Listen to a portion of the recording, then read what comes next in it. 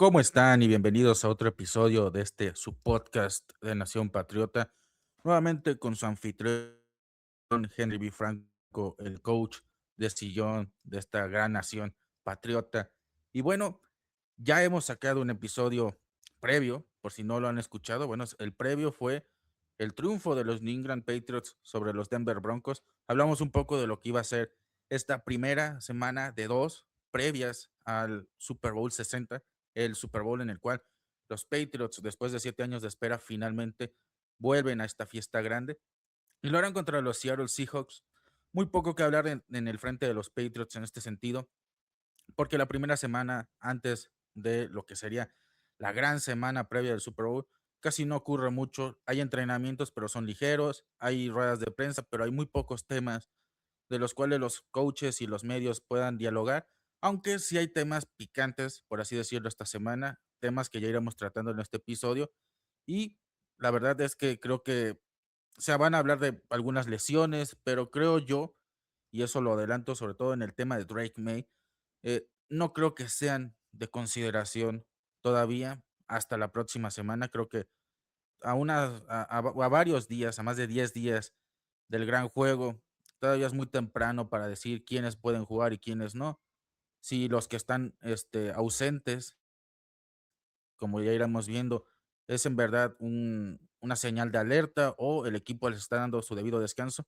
Creo yo que en general los Patriots, sobre todo en este caso particular, están maximizando su descanso. Saben que tienen esta semana extra para poder recuperarse físicamente de lo que fue un partido realmente muy complicado en Denver, en el cual sacaron el triunfo, sí, pero hubo sacrificio físico tanto defensivamente como ofensivamente y ya arrastraban también un desgaste igualmente muy notable en juegos anteriores porque les tocó partidos muy cerrados, partidos contra defensivas muy desgastantes y era necesario esta semana de descanso, aunque por otro lado no se pueden quedar sin hacer nada y creo que eso también está bien.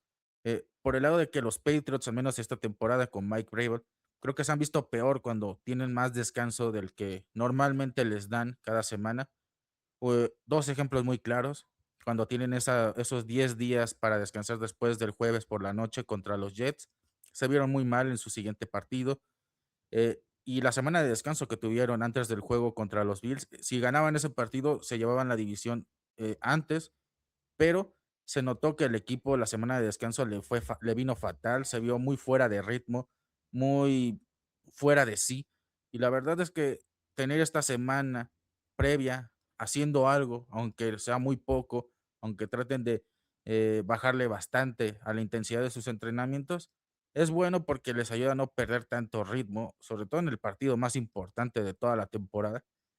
Y creo que no hay mucho que relatar en ese aspecto. Obviamente, Drake May ha estado limitado con una lesión de hombro que, según Phila Perry de NBC Boston, ha padecido desde antes del juego contra los Broncos, probablemente por todo el castigo que recibió contra los Chargers y contra los Tejanos semanas previas. Recordemos que antes del partido contra los Broncos tuvo una friolera cantidad de 10 capturas recibidas, también tuvo fumbles, le llegaron y le pegaron bastante, y lo cierto es que May tenía que sufrir consecuencias de todo ese impacto físico, y él agrega que un golpe durante el partido del juego de campeonato, cortesía de Ufanga, en un deslizamiento que tiene May en un primer down, también le causó incomodidad en el hombro poco después, pero no creo que haya reagravado el problema porque si es esa jugada en específico la que causó que tuviera algún resentimiento en esa zona durante las horas posteriores. Lo cierto es que tuvo una jugada de flip flicker. Después se vio bien. También tuvo algunas otras jugadas de pase donde creo yo que lanzó bien. Y antes del golpe de Ufanga también se haya visto muy impreciso. Creo que en general, y quien haya visto el partido y quien vuelva a ver el video del partido, no va a dejarme mentir. Se ve que Make no estaba del todo sano, no estaba cómodo. Lanzó muchos pases que usualmente completaba con naturalidad, muy por debajo de las manos del receptor o los lanzaba muy fuera del objetivo. Se notaba que entre la altitud, el clima y lo que podía tener en ese hombro derecho, no estaba bien. Ese hombro derecho además es con el que lanza. Así que creo que la semana de descanso que pueda tener ahorita con un entrenamiento limitado, como hemos estado viendo en el reporte de los medios en Foxborough, le puede venir bien y no creo que sea señal de alerta. Si mantiene esa condicionante, lo que si viene siendo la próxima semana, o sea, lo vemos el miércoles, jueves, viernes, limitado, sí puede ser algo grave, pero por ahora creo que sería encender las alarmas muy pronto. Él mismo lo dice, son golpes y son moretones que uno tiene en una temporada como esta, y él evidentemente, y lo dijo en su conferencia de prensa de esta semana, entiende que los medios y los aficionados tienen que preguntar constantemente porque es el quarterback titular de un equipo que además va a disputar el Super Bowl, y él entiende que eso es parte la, de la situación en la que está viviendo, pero él se siente confiado de que va a jugar y hasta ahora los reportes que han salido de gente interna en la organización es que May no tiene nada de gravedad. Se mencionó mucho que en el festejo del AFC Championship él no quiso que le tocaran el hombro, lo guardó mucho y trató de mantenerlo alejado del contacto físico cuando hubo los abrazos y las celebraciones, pero creo que eso es sobreanalizar demasiado las cosas. Creo que el principal problema en todo esto fue el reporte del doctor Chao. Él menciona en un video que circuló en redes sociales que May tenía una lesión incluso más grave que la de Sam Darnold, que tiene una lesión en el menisco y que era muy probable que afectara su participación en el Super Bowl. Creo que fue demasiado tremendista, muy alarmista, propio de alguien que es creador de contenido también, pero eso elevó las alarmas y creo que hizo que mucha gente sobre reaccionara, sobre todo gente de los medios, porque se agarraron de ahí para plantear que May podría no jugar el Super Bowl, y creo yo que todavía es demasiado pronto. Y fuera de ese reporte, realmente todo lo que vino después no da esa señal. Y Vrabel incluso ha jugueteado con la idea de que no juegue en Super Bowl en tono de broma, lo cual me parece bien.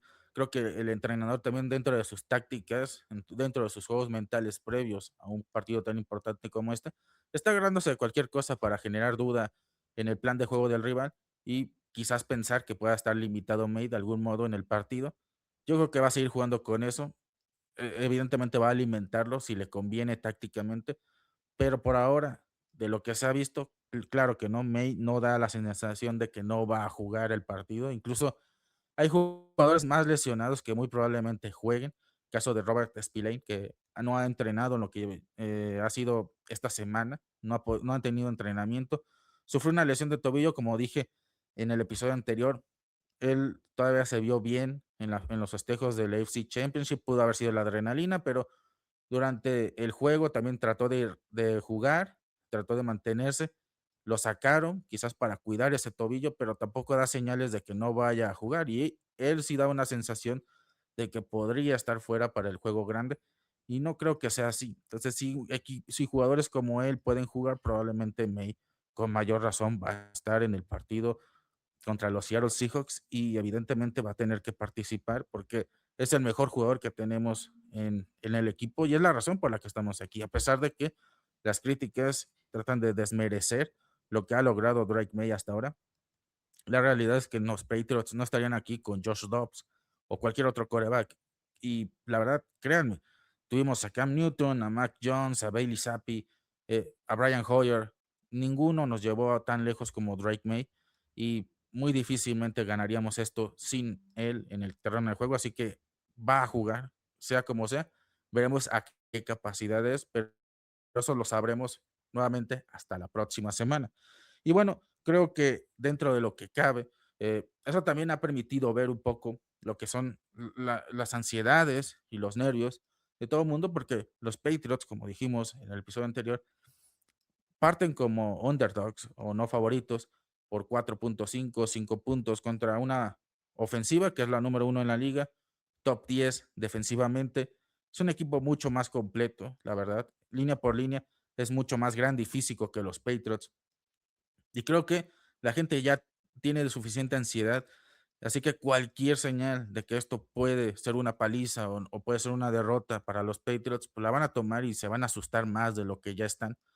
Pero creo que tenemos que mantener la calma y bueno, mientras la gente a cargo del equipo no vea que está esta situación apocalíptica que otros ven, evidentemente esto va a seguir su curso natural y muy probablemente van a jugar los que tengan que jugar. Eso sin duda. Y bueno, yo creo que más allá de eso, los entrenamientos de ahora, ahondando un poco también en ese aspecto, han sido mucho más ligeros de lo que han sido en semanas anteriores. Como digo, casi la semana previa al Super Bowl, para quien no esté tan familiarizado con esto, no suelen ser tan exigentes porque muchos jugadores vienen golpeados del juego de campeonato, vienen arrastrando ya lesiones de semanas atrás. Entonces, muchos entrenadores no ven necesario tener 2 semanas intensas cuando con una basta para tener a los equipos preparados para el siguiente gran compromiso del equipo. También va a haber este domingo una despedida en todo lo alto en Foxborough para los Patriots en su viaje a Santa Clara. Va a ser un evento que va a empezar alrededor de las 8 de la mañana y va a terminar como a mediodía. Va a ser todo un evento multitudinario para despedir a los Patriots que van a subir a sus autobuses y se van a ir. Va a haber incluso un concierto de los Dropkick Murphy, una banda que es de allá de Massachusetts, me parece, y van a tener un evento que va a estar organizado por la propia franquicia en una despedida que yo creo que va a ser muy emotiva. Los Patriots se encaminan a lo que podría ser su séptimo Super Bowl como equipo de la NFL, algo que nadie ha logrado, un hito histórico. Además, con un quarterback de segundo año y un head coach en su primera temporada en el cargo, algo que tampoco se ha visto antes. Así que son dos cosas que le añaden más sabor a este camino a los Patriots al Super Bowl. Y bueno, eso es en general, creo yo, lo que está pasando esta semana. Creo que podemos verlo como una transición de lo que fue la semana anterior, con toda la intensidad previa al juego de campeonato y esa descomprensión natural, porque lo que se viene la próxima semana, créanme que va a ser muy intenso. Va a haber muchas cosas, se vienen los opening night, las entrevistas a los jugadores se hacen en un entorno muy diferente a las que hemos visto. Normalmente aquí vemos una conferencia de prensa en que en cada equipo trae a sus reporteros locales y obviamente hay preguntas picantes, pero lo que vamos a ver la próxima semana es algo que hay gente que no vivió en su momento, porque evidentemente hay fans nuevos, pero los que ya hemos estado por lo menos viendo un Super Bowl, sabemos lo que son las Opening Night, las entrevistas a cada jugador. Hay momentos muy emotivos, hay momentos muy bizarros, así que habrá de todo y habrá que prepararnos porque además los Patriots siempre tienen esa extrañeza de que hay momentos muy random en sus semanas previas al Super Bowl. Recuerdo que una televisora de acá de México tuvo un momento muy bizarro en un Super Bowl, previo a un Super Bowl, me parece que los Patriots iban a jugarlo y una reportera se le quiso declarar a Tom Brady. Entonces, ese tipo de cosas son normales, hasta de medios extranjeros, obviamente fuera de los Estados Unidos. Y también hubo un momento muy emotivo en el Super Bowl 51 cuando Brady recordó quién era su héroe y él dijo que era su papá y que estuvo casi entre lágrimas. Son cosas que, obviamente, por eso esta semana es más como tranquila, más relajada, porque lo que se viene incluso en los días previos al evento suelen ser muy intensos, suelen ser muy cargados de emociones y de cosas que cada medio prepara para maximizar la creación de contenido en esos días, sabiendo que eso es su gran oportunidad porque es su escaparate a nivel mundial. Y bueno, creo que los Patriots en ese aspecto, pues ahí en ese sentido hay muy poco que rescatar esta semana, pero había notas que había que tocar precisamente por ese detalle de las lesiones, las consecuencias del juego de campeonato. También han circulado por ahí eh, el mic-up, el micrófono abierto del juego de campeonato. Hubo cosas muy interesantes como la interacción que tiene Drake May con Josh McDaniels en la banca, mencionando que May, obviamente en su calidad de un inexperto en postemporada, no se sentía como todavía que se la creía de que estaban a 6 minutos de llegar al Super Bowl y Josh McDaniels lo tranquiliza, le dice, ok, sí va a ser duro, pero tú tienes que confiar. Si terminamos y logramos avanzar después de estos 6 minutos, va a ser la sensación más satisfactoria que tengas en toda tu vida. Muestra de la maestría y de la experiencia de alguien como McDaniels que vivió muchos Super Bowls. De hecho, él vivió casi la mayoría de los Super Bowls que ganamos en esta franquicia, con un quarterback como Tom Brady, que era el maestro a la hora de controlar sus emociones en los juegos grandes. Así que él entiende los nervios, pero obviamente también tenemos que entender lo que es para Josh McDaniels, saber que él es el mentor de este nuevo chico, de este joven prospecto, este diamante en bruto, y tener la oportunidad de tranquilizarlo, de ser como ese padre en la banca para él. Y obviamente funcionó, porque después de esa interacción, May logra esa jugada, curiosamente logra la jugada que improvisa, que no le cuenta a sus compañeros, en la cual consigue el primer down que les da el pase al Super Bowl. Esa jugada en la que él toma el balón, se lo lleva por tierra, se va al otro lado, donde no estaba planeada la jugada. El jugador de los Broncos se da cuenta tarde de lo que está pasando, trata de perseguirlo y May de todas maneras consigue el primer down. Y ese envión anímico que le dio McDaniels en la banca sí tuvo algo que ver en todo eso. Y es muestra de por qué se le trajo a McDaniels, a pesar de las críticas que hubo al inicio de la temporada, porque fueron muchas las voces disidentes de traer a McDaniels y la mayoría fueron de los aficionados. No lo querían porque querían una voz nueva, ideas nuevas, pero resulta que McDaniels es exactamente lo que necesita Drake May. Y Josh podrá no tener a veces el mejor play calling, y lo vimos en el juego de campeonato, pero él hace mucho con lo que tiene disponible. Y siendo sinceros, esta ofensiva, en manos de cualquier otro coordinador ofensivo, no estaría a este nivel. Ha tenido grandes chispazos porque él ha hecho que funcione a pesar de que es una línea ofensiva muy joven, que a veces comete demasiados errores, que tiene receptores que a veces no generan separación, que tienen un corredor novato y un corredor que ha tenido una predisposición considerable a soltar el balón muchas veces. Ha logrado maximizar y poner a cada uno en posición de éxito, algo que también comentaba Stephon Diggs en comentarios durante la semana, de que eso es lo más brillante que tiene McDaniels. Es un tipo cuya cualidad táctica se traslada a cómo utiliza cada uno de ellos y les da la mejor oportunidad para que individualmente se luzcan en el campo. Y eso es cierto, porque hay estadísticas como los 100 yardas que han tenido receptores diferentes en semanas consecutivas durante la temporada regular, en los cuales Stephon Diggs, Mac Hollins, Keishon Booty, Demario Douglas y muchos otros tuvieron la oportunidad de tener 100 yardas en un partido. También corredores como Trevion Henderson, que empezaron flojo la temporada y luego tuvieron un cierre espectacular. O lo que hemos visto con Ramondre Stevenson en estos playoffs, un jugador que soltaba balones a mansalva al inicio de la temporada y ahora está teniendo un cierre en el cual está siendo el closer, el cerrador de los partidos de los Patriots, el que administra el tiempo de posesión, que quema el reloj hasta que el equipo tiene el triunfo asegurado. Así que hay que darle crédito a quien se le debe dar crédito. Yo entiendo que en un partido, durante el calor que genera el desarrollo del mismo, y uno dice, bueno, las jugadas no están funcionando. Una cosa es criticar el llamado de jugadas, y eso es válido, ¿no? Porque uno también en el calor del momento hizo muchas cosas, pero leer a gente que llama inútil o que no sirve, Josh McDaniels, sí me parece una exageración. Creo que McDaniels podrá tener muchos defectos, pero inútil no es.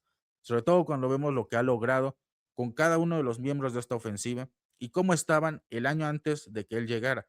Creo que mucha gente a veces se le olvida de que tras su partida no solo fue aguantar a gente como Matt Patricia, también gente como Bill O'Brien, que había logrado maravillas con esta ofensiva de los Patriots hace muchos años, no pudo elevar el talento que tenía el equipo, ¿no? Jugadores como Keishon Booty o de Mario Douglas con él no brillaron, pero en cambio con McDaniel sí. Entonces, creo que el ver que solamente con McDaniels, tras todos estos años, ha sido el único que ha tenido una ofensiva en el top 10, te dice bastante del nivel que tiene y el respeto que se merece. Porque, nuevamente, el día que se vaya de esta organización y no tengamos a un sucesor listo o un sucesor a la altura, vamos a volver a sentir lo mismo que cuando se fue la primera vez, o al menos la primera vez esta década. Y la gente no se da cuenta de eso. Entonces creo que es cierto que puedes tener críticas hacia cierta gente en el staff de coaching, pero hay que ver también en general lo que han hecho y qué pesa más, si sus errores o sus aciertos. Y yo creo que a veces la gente le da demasiado peso a los errores, a pesar de que no son muchos, y se les da demasiado peso y se les desvirtúan sus aciertos. Y eso me parece que es un error común. Y nuevamente insisto, en el calor del momento podemos decir muchas cosas, pero seamos de mente abierta y no caigamos en absolutos o en definir algo cuando todavía no sabemos si es realmente la definición o no de las cosas. Por eso digo que McDaniels es un entrenador que creo yo que ha demostrado una y otra vez que vale la pena a veces pensar mejor las cosas antes de hablarlas. Pero en fin, creo que en general, pues los Patriots se van a ver, se preparan, se preparan para una semana del Super Bowl muy importante. Saben lo que está en juego, saben que no son los favoritos y esa es la realidad. Pero al mismo tiempo eso es como liberador, saber que no eres el favorito por primera vez en mucho tiempo te quita muchas cosas de encima. Es cierto que hay gente que está ansiosa de que este equipo sea exhibido en el Super Bowl, pero creo que con esa mentalidad de poco que perder y mucho que ganar. Una mentalidad que creo que ha sido también importante esta temporada, porque es, creo yo, lo que les permite jugar con la soltura y la alegría con la que los vemos en muchos de sus triunfos esta temporada. Y cuando están más presionados, siento que no han dado su 110%, como en otros partidos donde no están presionados.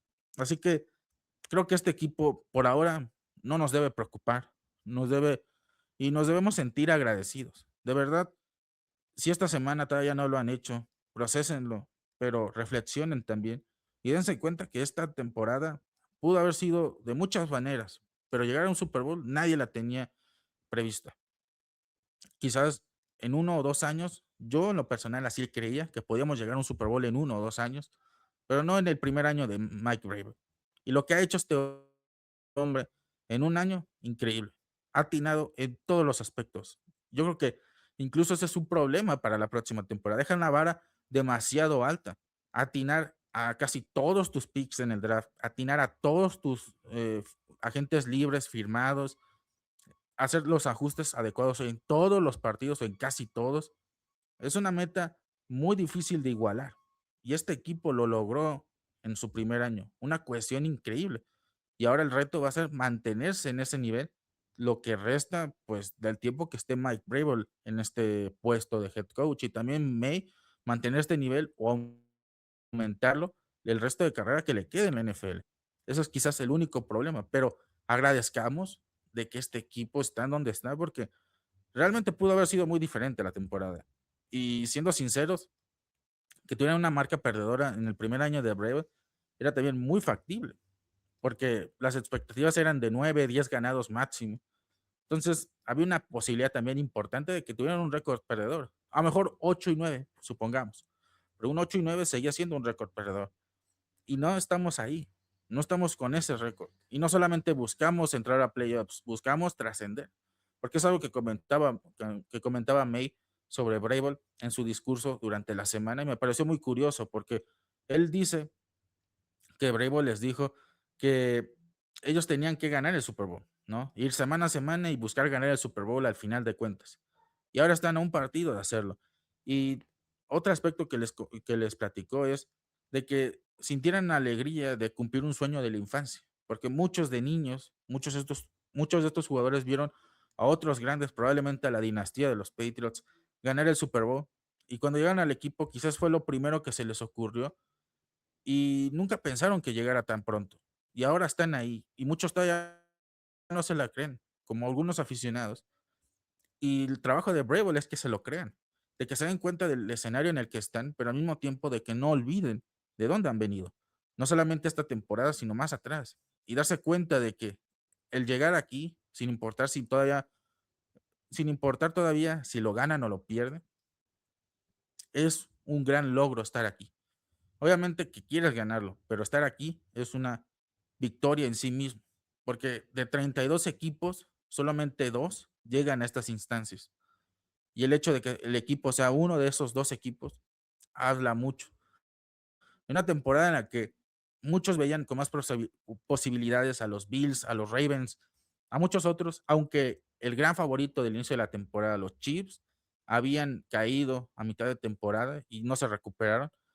Todavía no veían a los Patriots en esa posibilidad de estar ahora en representación de la AFC en el juego de campeonato de la NFL, y sucedió. Entonces, también entendamos que si aún no lo procesamos del todo, de que este no es un juego más, no es una semana más o unos días previos más. Es probablemente el mejor día, lo el no, más bien la previa al mejor día que podemos tener como aficionados. Porque así como también muchos, me incluyo, vivimos varios triunfos del Super Bowl, habrá otros que apenas están aficionándose a los Patriots y están por vivir lo que algunos otros hemos vivido ya unas cuantas veces, ver al equipo levantar un Super Bowl. Podrá ser el séptimo para el equipo como organización, pero el primero para mucha otra gente. Entonces, ojalá que las cosas se den y yo quiero que quede con esa reflexión en esta semana. Piensen en lo importante que es este partido, pero también lo valioso que ha sido llegar hasta aquí. Realmente disfruten el camino que ha llevado a los Patriots a llegar al Super Bowl 60, porque quién sabe si estemos en estas instancias el próximo año. Ojalá que sí, pero es muy difícil. Y veamos otras franquicias que han tardado décadas en llegar a otro Super Bowl. Así que no tomen a la ligera lo que han logrado sus Patriots en esta ocasión. Y bueno, cambiando ya del tema de los Patriots y del Super Bowl, pues también se revelaron algunas cosillas del Salón de la Fama. Yo creo que ya a estas alturas todos lo sabemos. Bill Belichick no entró en esta ocasión al Salón de la Fama. En su primer año de elegibilidad no fue elegido, ok, pero el escándalo se desató después de que se supo la noticia, y es que ESPN reportó que Bill Belichick no había sido elegido por temas de politiquería en el Salón de la Fama, en el comité del Salón de la Fama. Vale aclarar que el comité no tiene nada que ver con la NFL, aunque está conformado por ganadores de la inducción al Salón de la Fama. O sea, leyendas que están en Canton también votan por los futuros miembros de este lugar, de este recinto histórico, y también periodistas certificados pues tienen que hacer su voto. Y el proceso siempre ha sido el mismo prácticamente los las últimas décadas. O sea, no había habido problema porque no había habido un entrenador con las credenciales de Bill Belichick hasta ahora. Y el primer problema de que no entra al Salón de la Fama, y con eso estoy muy de acuerdo con todo lo que todos los que han mencionado este detalle, es que si Bill Belichick, el coach más ganador de todos los tiempos, el mejor coordinador defensivo de toda la historia, no puede entrar al Salón de la Fama, ¿qué coach se merece entrar en su primer año de elegibilidad? Ninguno. ¿Y qué otro coach merecería estar en el Salón de la Fama si él no pudo? Probablemente tampoco ninguno. Y entonces empezaron a surgir más reportes de por qué se había dado este caso. Y un nombre que surgió durante todo este desmadre fue Bill Polian, que es un ex gerente general que estuvo en los Bills en el inicio de las décadas de los 90. Sí, es el general manager de esas 4 derrotas consecutivas del Super Bowl de los Bills. Y también fue el general manager de los Colts durante el inicio de la dinastía. Entonces, si sumamos, pues nos damos cuenta de dónde sale el resentimiento. Y la verdad es que no sorprendió cuando se supo que además Polian fue el que lideró el bloque opositor a la inducción de Bill Belichick. Y uno de los argumentos que dieron en el reporte es que los miembros del comité también pensaron que Bill Belichick no merecía entrar como una penitencia por todo el escándalo del Spygate y del Deflategate, que como sabemos fueron una cacería de brujas en contra de los Patriots. Hizo revivó viejas heridas, que honestamente creo que ya a estas alturas me parecía absurdo seguir comentándolas, pero tenemos que hacer memoria nuevamente porque, oh sorpresa, hay muchos ancianos en ese comité, mucha gente amargada, que no se da cuenta de que esos escándalos pues realmente no se trata de hacer justicia, sino más bien cumplir con una rencilla personal que tienen con el coach. Y lo irónico es que todo este desmadre, y si se fijan en cualquier red social, se van a dar cuenta que no importa si eres fan de un equipo o de los Patriots, todos están de acuerdo que fue una mamada, fue una tontería, perdonen mi francés, pero esa es la verdad, fue una absoluta tontería, una estupidez que no estuviera Bill Belichick en el Salón de la Fama. No entiendo cómo esta gente sigue teniendo la oportunidad de seguir votando en el comité. Se mencionaba que había que hacer cambios en el proceso de selección, pero yo no creo que el proceso de selección sea el problema en este caso, porque el proceso te lo deja muy fácil. ¿Esta persona merece ir al Salón de la Fama? ¿Sí o no? Y tú votas sí o no. Y ya, ¿no? Si quieres que entre, votas, y si no quieres que no, que si quieres que no entre, no votas o votas por otra persona. Tan fácil como eso. Entonces, ¿cuál es el problema? La gente que vota. Y saber que hay gente que prefiere poner sus intereses personales por encima del valor del individuo que va a entrar, porque este es un salón de la fama, no es el salón de los que me caen bien y de los que me caen mal. Es el salón de la fama de la NFL, es el salón de la fama de la gente que se distinguió toda su carrera. ¿Cómo puedes hablar del deporte, del fútbol americano sin Bill Belichick? ¿Cómo puede ser que Bill Belichick tenga un plan de juego defensivo en el Salón de la Fama antes que su nombre? Es absurdo e ilógico. Y todavía mencionan en el reporte, y lo cual es todavía más molesto por parte de esta gente, que no importa si tiene que esperar otro año porque de todas maneras va a entrar tarde o temprano. Entonces, ellos sabían que la entrada de Bill Belichick es inevitable. Entonces, lo quisieron castigar, no dejándolo entrar ahora, arruinando una posibilidad histórica de que fuera un salón de la fama el primer año de elegibilidad y causando un gran daño a la reputación del Salón de la Fama. Porque es cierto, probablemente este escándalo baje la intensidad conforme avancen los días por el tema del Super Bowl y otras cosas.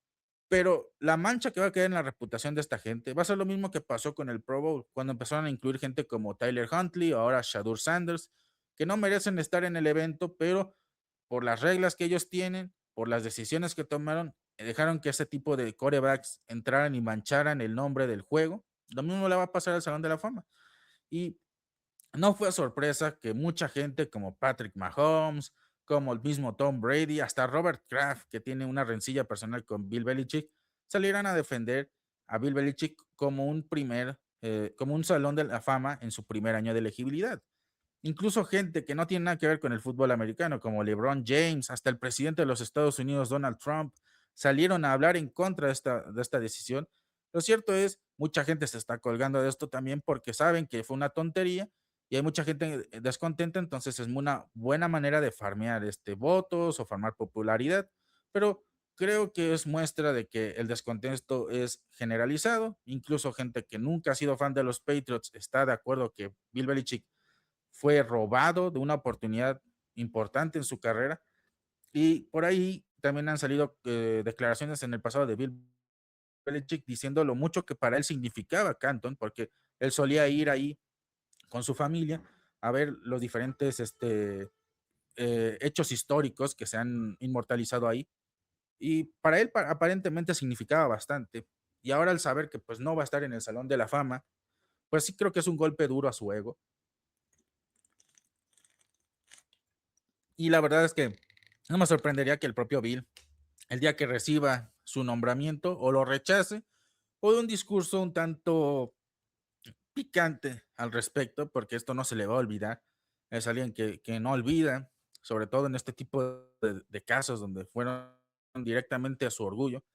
Y es también lastimero leer algunas declaraciones posteriores de los votantes en el comité, como es el caso del señor Bill Polian, diciendo primero que 95% seguro de que él no votó, él votó por Bill Belichick, luego diciendo que el 100% él sí votó por Bill Belichick, el señor luego diciendo también que no estaba seguro si había votado o no por él, cosas por ese estilo que reafirmaban la cobardía y la poca integridad de esta gente. Insisto, el proceso es el proceso y no va a cambiar y no debería cambiar. Me parece demasiado simple y fácil para cualquier votante. No hay que complicar lo que ya es fácil. Más bien hay que ver quiénes están conformando ese comité y cómo es que Bill Polian, un fracasado como gerente general, un tipo que ahora, en este momento, nadie recordaba y que tuvo que colgarse del nombre de Bill Belichick para poder ser recordado nuevamente, es alguien con tanta influencia y poder ahí. ¿Quién está entonces detrás de todo eso? Y ojalá no, y por la declaración que dio, uno pensaría que Robert Kraft no tuvo nada que ver, pero sabemos que la rencilla entre Bill Belichick y Robert Kraft está ahí.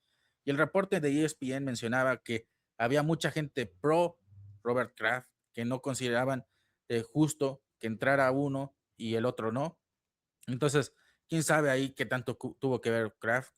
Yo prefiero vivir en la ignorancia y saber que pensar que Kraft no le haría eso a Bill Belichick, porque con eso creo que caería del agrado de mucha gente. Y sería muy triste que le hiciera eso a Bill Belichick. Pero quien haya votado en contra de su inducción, sinceramente siento que debería perder toda su credibilidad y todo el derecho a votar en ese comité. Por eso no es sorpresa que muchos reporteros y gente que está en el comité haya salido últimamente a tratar de limpiar su nombre y decir que ellos no votaron por él por esta razón, tratando de dar como una validación a su decisión. Y si bien es válido en algunos casos, por ejemplo, hay un reportero del Kansas City Star que él menciona que no votó por él porque sentía que debía votar por otros candidatos en la categoría de Belichick que estaban desde hace más tiempo esperando su oportunidad y que probablemente pues era la última vez que iban a poder tener la elegibilidad tan clara como en esta ocasión. Pero de todas maneras, si lo vemos desde ese lado, darle la oportunidad a gente diferente que a lo mejor en próximos años va a tener menos posibilidades de entrar al Salón de la Fama. En realidad, si lo piensas, si votas por los que menos posibilidades tienen de ganar, pues no sería tirar tu voto a la basura, honestamente. Y con todo respeto para esas leyendas, probablemente incluso ya ni siquiera vivan. eh, Estás votando por ellas sabiendo que nadie más va a votar por ellos. Te estás tirando tu voto a la basura. Daría lo mismo que fuera un voto nulo, porque la verdad es que no estás haciendo ningún impacto como tú esperarías. Y por otro lado, le estás quitando el voto a alguien que tú admites, como en el caso de este periodista, que sí se lo merece, pero por esa decisión personal, pues no lo está recibiendo y al final le costó su inducción al Salón de la Fama. Entonces, tu favorito o los que tú les diste el voto no entraron porque pues es gente que honestamente no jalan votos y al mismo tiempo le negaste la inducción a alguien que sí se lo merecía más. Entonces, ¿cuál es la justicia o cuál es realmente tu propósito ahí? No hay principios, o sea, o tu principio es totalmente equivocado. Y es triste decirlo porque yo creo que cada quien debería votar de acuerdo a como le plazca, pero sinceramente creo que en el caso de aquí, siendo un comité, gente distinguida y por encima de cualquier otra en la industria, con el privilegio de votar futuras leyendas en el deporte, si tú no sabes votar, honestamente, ¿para qué estás ahí? ¿No? Aquí no es una democracia, aquí estamos hablando de algo más privado y de nicho. Acá tendría que votar la gente mejor capacitada y más objetiva posible. No cualquier pobre diablo, pobre infeliz que la verdad tira a la basura su voto. Y esos son los menos peores, ¿eh? Porque déjenme decirles, por lo menos esa gente salió y dijo las cosas, aunque fueran una tontería, pero al menos salieron a dar la cara. Es mucho mejor que leer a Bill Polian diciendo que tal vez sí o tal vez no votó por él, luego retractándose diciendo que sí votó por él, que él no estaría en contra de Bill Belichick, luego ver que las motivaciones de gente como él es porque quieren castigar a la persona a costa de la carrera, de su legado, pues eso me parece mucho peor, porque esa gente definitivamente no tendría que estar en el comité, que hacen un comité para celebrar la carrera de una persona cuando evidentemente no le importa la carrera de nadie de los que vaya a entrar. Está más pendiente de los chismes y de las situaciones personales de esa persona. Me parece absurdo. Y ahora hablando de las tonterías, perdón, excusas que ellos mencionaron, o el caso del Spygate y el Deflategate. Bueno, veamos un poco en la historia. Ok, el Spygate fue una situación penosa, un escándalo fuerte que le costó al equipo también a nivel deportivo y a nivel administrativo. Ok, fue una situación en la que se cachó al equipo grabando y robando señales de otro equipo. Está bien, pero durante mucho tiempo se fueron recabando entrevistas y se fueron recabando información. Hay una declaración muy interesante del señor Mike Shanahan, el padre del coach Kyle Shanahan, una leyenda viviente de este deporte, uno de los más grandes entrenadores de todos los tiempos, que probablemente tenga el mejor árbol de coaching de toda la historia de la NFL. Y él dijo que se le hacía injusto que a Bill Belichick lo castigaran por eso porque todo el mundo lo hacía. Fue una entrevista que tuvo con Seth Wickersham, un escritor de ESPN que escribió este libro sobre los Patriots en el pasado. Entonces entrevistó a Shanahan y él le dijo a Wickersham, ok, yo hablé con Roger Goodell y le dije, oye, no trates de pintarlo como el malo, todos lo hacemos, hasta Peyton Manning es el mejor robando señales en la NFL, en este deporte, y yo también lo hago, yo hasta me siento avergonzado de no hacerlo lo suficiente como Bill Belichick. Y era verdad. En esa época, por mucho que fuera reprobable, era algo que todos hacían. Pero con los Patriots se sentó un precedente para que nadie más lo fuera a hacer de nuevo. Obviamente, que es un escándalo que manchó a la organización. Pero cuando entiendes el contexto del Spygate, te das cuenta de que no fue tan grave como se ha hecho pintar. Ok, obviamente que si tú eres una página alarmista y amarillista, vas a utilizar eso para generar interacciones. Pero ok, el Spygate ahí queda. El Deflategate, ¿cuándo se comprobó que realmente los Patriots desinflaron intencionalmente esos valores? Jamás. Incluso un niño, años después, en un experimento de ciencias, demostró que la temperatura, como en la del partido contra los Colts, en el cual se dijo que esa fue la razón por la cual en ese partido se determinaron que cierta cantidad de balones habían sido desinflados y durante el descanso se cambiaron para dar pie a balones completamente inflados, en regla y todo eso. El tema es que el niño demostró en su experimento de ciencias que la temperatura sí podía variar la presión en los balones, podía desinflarlos hasta cierto punto, tal y como se habían demostrado los balones de ese partido. De la misma manera que se desinflaron siguiendo ese experimento. Entonces, la NFL, a pesar de todo el circo y maroma que creó, jamás pudo comprobar que los Patriots como organización, Tom Brady o Bill Belichick, fueron a desinflar intencionalmente esos balones. Incluso hubo muchos comentarios diciendo que no eran la primera vez que ocurría y había gente como Aaron Rodgers que solían variar la presión en los balones para que agarraran mejor en sus manos. O sea, se hizo un desmadre por algo que, al igual que pasó con el Spygate, se había comprobado que otros equipos hacían. Y en el caso de los Patriots, ni siquiera se pudo comprobar qué pasó. O sea, no se pudo saber si esos balones estaban desinflados de verdad o era el clima o qué había sido la razón por la cual sucedió. Ok, la NFL nuevamente tuvo que sentar un presente porque siempre utilizan a los Patriots o al equipo más ganador del momento para sentar un precedente.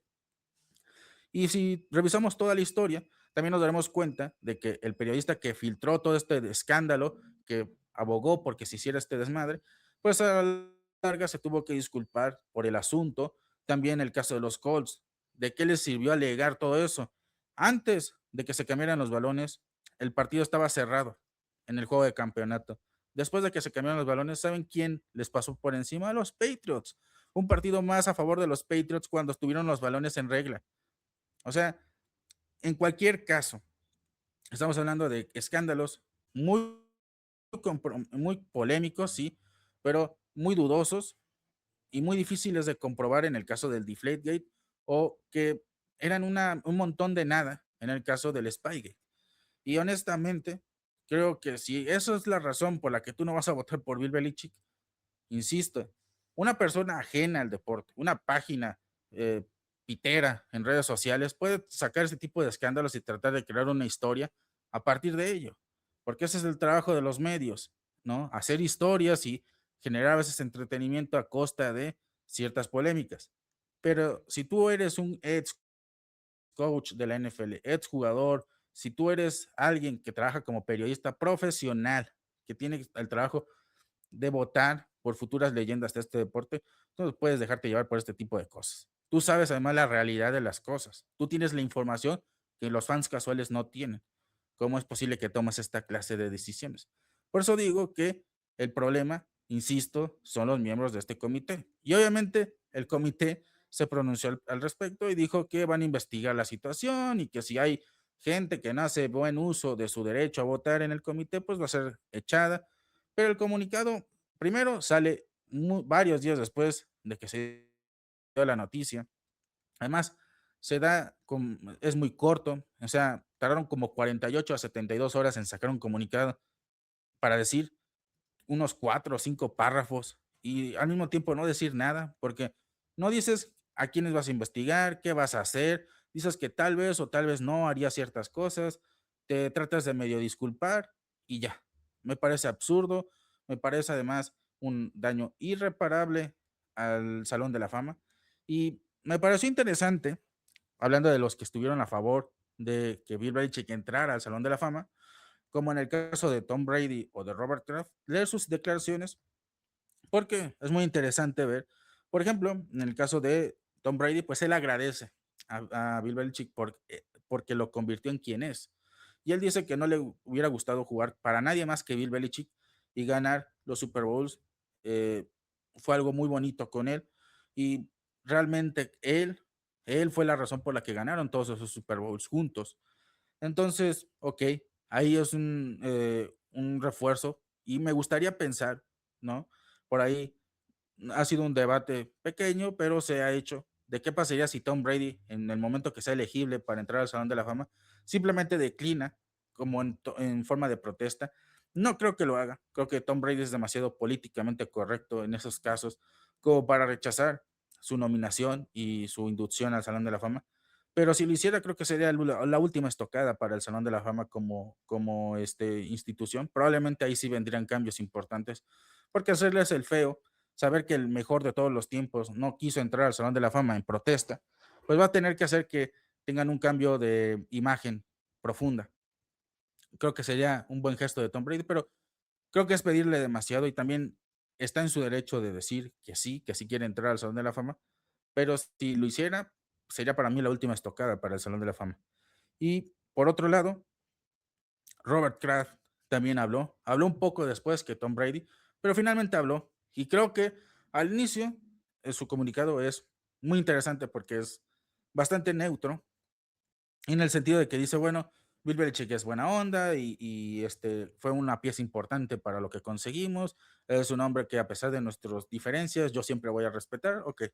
Y la última parte, y la voy a leer, me parece tan contundente que por eso digo, ojalá que Robert Kraft no haya tenido nada que ver en toda esta campaña de desprestigio a Bill Belichick dentro del comité, porque además me parece que incluso a pesar de todos los problemas que han tenido en los últimos años en su relación laboral, creo que conforme avanzaron estos años, sobre todo después del experimento de Gerard Mayo, creo que finalmente Kraft se dio cuenta de que no puede estar peleado con la idea de Bill Belichick, que lo que dejó y ese mismo roster, si uno lo piensa, con gente como Christian González, Marcus Jones, Keishon Booty, de Mario Douglas, hasta el mismo Drake May es de alguna manera indirectamente resultado del último año de Bill Belichick a cargo de los Patriots, porque si no terminamos con 4-13, no hubiéramos estado al alcance de llegar a Drake May en el draft.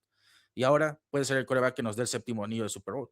Entonces, volviendo al tema de Kraft, él entiende que Bill Belichick es importante y creo que el hecho de que haya contratado a Mike Vrabel, al final de cuentas, un alumno, y creo yo que el que mejor ha sabido concebir el concepto del Patriots Way y adaptarlo a sus propias virtudes como coach y hacerlo evolucionar de cierta manera, habla mucho de la conciliación que tienen estas dos figuras y muestra de que en el fondo Kraft sigue teniendo respeto por el que fue su coach por tantos años.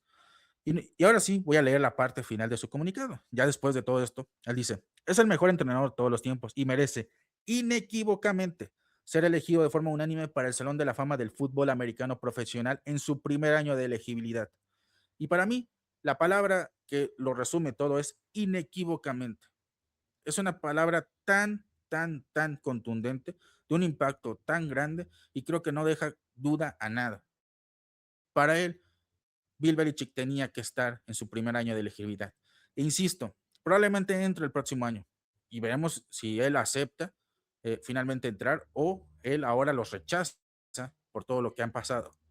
Pero haberlo hecho en su primer año de elegibilidad era importante porque no solamente los fans de este equipo están de acuerdo que es el mejor entrenador de todos los tiempos, también sus enemigos, también sus grandes rivales, también los jugadores que lo sufrieron están de acuerdo con ello. Y lo más increíble, y es algo que también leí en Twitter, y es cierto, si divides la carrera de Bill Belichick en dos, tienes dos carreras de Salón de la Fama.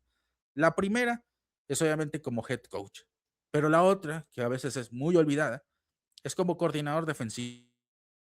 Insisto, su plan de juego del Super Bowl 25 está en el Salón de la Fama. Él no, pero su plan de juego para ese Super Bowl sí. Ese fue el plan de juego que venció a la mejor ofensiva de la temporada, los Buffalo Bills, los Bills de Bill Polian.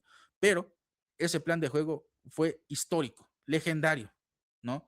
Los fans de los Patriots vimos algo similar con el plan de juego del Super Bowl 53, pero no es ni la ínfima parte de lo que fue ese plan de juego, porque Bill Belichick como coordinador defensivo cambió el panorama de la NFL. Obviamente él siempre le va a reconocer a gente como Lawrence Taylor haber estado en su equipo y que ellos lo carrearon y que lo hicieron mejor este coach defensivo, pero la realidad es que Bill Belichick como coach defensivo siempre fue maravilloso. Y de hecho, lo podemos ver el año pasado, el año anterior, cuando ya no estaba como coordinador defensivo del equipo, porque era el que diseñaba las jugadas, y estaba Covington, vimos el bajón que tuvo con los mismos jugadores del año anterior. O sea, Bill Belichick era tan bueno que incluso en sus últimos años en el equipo, tan malos como fueron, la defensiva seguía siendo top. ¿Quién no recuerda que en 2022 fuimos la tercera mejor defensiva en capturas de la liga? Y eso que ni siquiera llegamos a playoffs, porque él era muy bueno, él era buenísimo a la defensiva. Podías ponerle los peros que quisieras como head coach, como GM, porque a lo mejor no había encontrado un coreback adecuado posterior a Tom Brady, porque había tenido drafts muy malos en 2020, 2021 y 2022, pero el señor se mantenía como una mente defensiva fantástica, fantástica. Lo que hizo en los Browns, por ejemplo, su plan de juego, su diseño de jugadas, lo trasladó a los Patriots. ¿Y saben qué pasó? Que tuvimos una defensiva que fue bicampeona en sus primeros años en la NFL por ese diseño que había tenido en los Browns. Pero en los Browns no le tuvieron paciencia y obviamente pues el señor fue a otro equipo a llevar todas esas ideas y convertirlos en una dinastía. Los primeros años de los Patriots no fueron el show de Tom Brady. Eso vino después. Lo primero fue una defensiva que dominó equipos como el gran show en el emparrillado, The Greatest Show on Turf, los Rams del 2001, que dominó a equipos como los milagrosos gatos de los Panthers en el Super Bowl 38, que doblegaron a los Eagles de Andy Reid y Donovan McNabb en el Super Bowl 39, la defensiva que fue la pesadilla de Peyton Manning por casi 10 años, hasta que finalmente supo cómo ganarles en playoffs.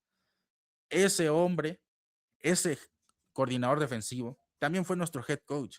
E insisto, si no le das el premio por todo lo que pasó como head coach, ok, ¿y qué hay de su tiempo en los Giants? Que fue un coordinador defensivo importante para que ganaran 2 veces el Super Bowl. ¿Por qué no está en el Salón de la Fama? No hay explicación. Y yo lo voy a dejar aquí porque me estoy enojando, pero yo creo que es absurdo, es absurdo. Para mí, a mí, y tal vez para ustedes también que me están escuchando, el valor del Salón de la Fama ya perdió absoluto sentido, ¿no? Habíamos mencionado antes que, por ejemplo, gente como Rodney Harrison ni siquiera está en el Salón de la Fama. Uno de los mejores safeties del siglo XX no está en el Salón de la Fama. Siempre se queda en la orilla. Vince Wilfork, uno de los mejores tackles defensivos que hemos tenido en la franquicia y que ha visto este deporte en los últimos 20 años, tampoco está en el Salón de la Fama. Adam Vinatieri, el mejor pateador en la historia del NFL, no está en el Salón de la Fama todavía. Entonces, con lo de Bill Belichick, para mí fue la gota que derramó el vaso. Para mí, el Salón de la Fama ya no tiene credibilidad. Y no solamente hablo de gente de los Patriots. Veamos gente fuera de los Patriots, gente como Torrey Holt, uno de los mejores receptores de todos los tiempos, que tiene mejores números que muchos miembros del Salón de la Fama, tampoco está ahí. Terrell Owens, porque tenía una personalidad de diva, pero fue una máquina en el emparrillado, tampoco está en el Salón de la Fama. Entonces, creo que ha servido para abrir los ojos y darnos cuenta que este comité no es diferente a otros comités en muchos otros ámbitos, los cuales se dejan guiar por sus egos y no por la objetividad y por el análisis. Y como yo siempre les he dicho en este podcast, hay que regirnos en los hechos y en la objetividad y darnos cuenta de quienes a veces pregonan diciendo eso, en realidad son todo lo contrario. Y eso pasó con el comité del Salón de la Fama. Una verdadera lástima y ojalá que Bill Belichick eventualmente sea reconocido como tiene que ser. Si no es por ellos, acá nosotros deberíamos hacerle una estatua, hacerle un monumento, algo afuera del Gillette Stadium, porque él también se lo merece, porque este hombre, incluso sin estar en el equipo, es responsable de que estemos ahorita en el Super Bowl 60, con algunos picks y jugadores que él trajo en su momento, que el señor Mike Vrabel está aprovechando. El propio Mike Vrabel es la razón por la que estamos en el Super Bowl 60 y él fue alumno de Bill Belichick de cierta manera, como jugador y luego siendo entrenado por gente como Bill O'Brien y Romeo Crennel, alumnos de Bill Belichick. Entonces, nuevamente, Bill Belichick, para mí, la cabra, el mejor de todos los tiempos. Para mí, no necesita el título de Hall of Famer para ser considerado el mejor de todos los tiempos, porque para mí hablan más sus números, lo que hizo en el campo. Y al menos en mi cuestión personal, y con esto quiero cerrar este episodio del podcast, yo era un niño cuando empecé a ver a los Patriots. Yo no me hice fan solamente de Tom Brady, yo me hice fan de Mike Vrabel, me hice fan de Teddy Bruschi, de Ty Lowe, de Rodney Harrison, de Vince Wilfork, de Richard Seymour y de muchos otros jugadores de su defensiva. Yo también vi el otro lado del equipo, que sí tenía una gran ofensiva con Tom Brady, pero también una gran defensiva con Bill Belichick. Y este señor nos hizo ganar por casi 2 décadas. Entonces, para mí, en mi corazón, es una leyenda inmortal. Es alguien que pase lo que pase, pasen los entrenadores que pasen, nadie lo va a superar. Quizás igualar, pero jamás superar. Y para mí es el estándar del coach perfecto en la NFL.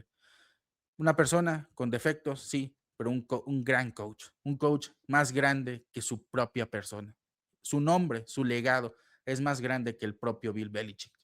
Y ojalá que muchos de ustedes también así lo piensen. Yo me despido. Este fue el podcast de Nación Patriota. Estamos todavía un poco lejos del Super Bowl. Habrá otro episodio en la próxima semana. De hecho, habrá sorpresas en los próximos episodios del podcast de Nación Patriota. Ya verán con quién vamos a estar haciendo un primer episodio la próxima semana y luego veremos con quién más se puede hacer otro episodio del podcast de Nación Patriota, porque va a ser, se los digo, y parece que exagero, pero la próxima semana va a ser una semana muy ajetreada. Incluso ustedes, que solamente son fans, que solamente leen y escuchan este contenido, se van a dar cuenta de que va a estar muy cargadito. Así que cuídense, pásenla muy bien, descompriman, relájense, respiremos hondo y nos estaremos escuchando en una próxima edición. Yo soy Henry Bifranco, ya lo saben. Síganos en X, antes Twitter, en Facebook, Instagram. Este episodio, ya saben, está en su plataforma favorita de podcast. También lo van a encontrar en YouTube. Y no olviden dejarnos su comentario, su like, suscribirse, seguirnos, lo que se pueda. Se les va a agradecer. Cuídense. Hasta la próxima.